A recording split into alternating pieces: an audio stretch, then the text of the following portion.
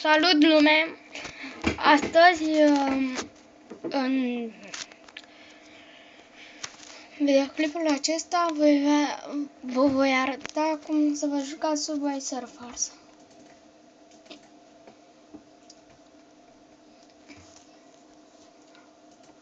Dați run.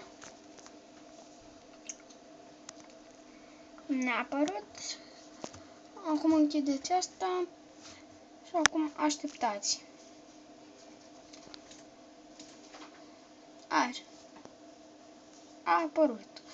Aici, dacă vreți pe puțin din ecran, dați Window. Dacă nu, îl demarcați. După aia dați Play. Și va apărea jocul ales de noi. Da, și după aia putem să ne jucăm cât mai mult.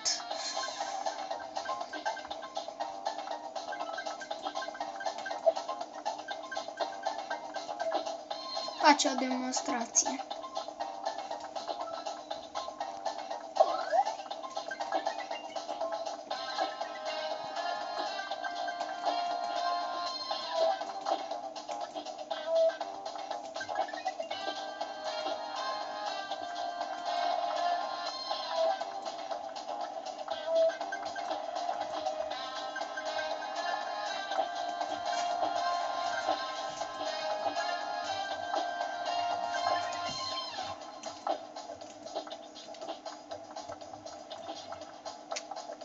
Jetpack.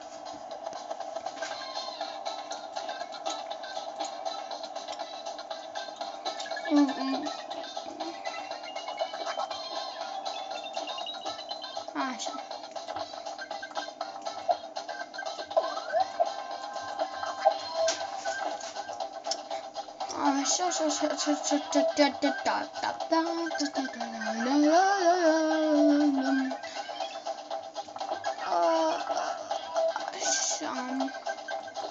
Așa. Ce noroc. O să vi se mai întâmple.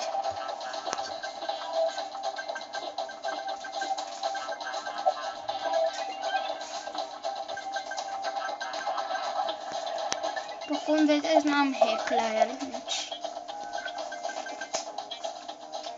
ceva foarte simplu.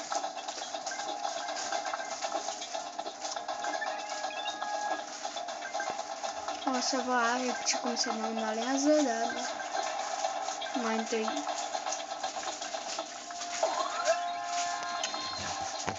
arăta cum pierd,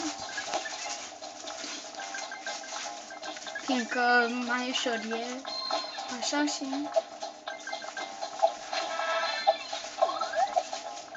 vedeți că din când în când prinde viteză după cum vrea el.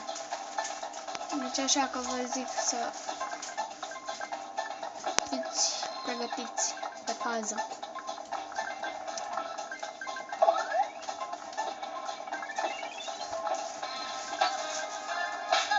Da. Deci am murit. Pa!